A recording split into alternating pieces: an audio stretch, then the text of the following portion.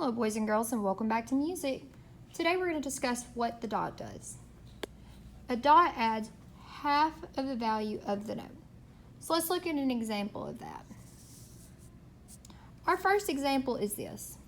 You've got a dotted whole note. Now, in order to figure out how much it's worth, you need to figure out what you have first. So right now you have a whole note, which is worth 4 beats. Now, half of 4 is 2. The only note we have equal to 2 is a half note. So 4 plus 2 makes 6 beats. Now, another example of what the dot does is right here. You have a dotted half note. Now, you have to start with what you have, which is a half note. So the half note is 2. Now that dot adds half of 2 to that note. Half of 2 is 1, which is a quarter note. So 2 plus 1 is 3 beats. The dotted half note is 3 beats. Now our last example is a little tricky, but we're going to do the best we can to understand it.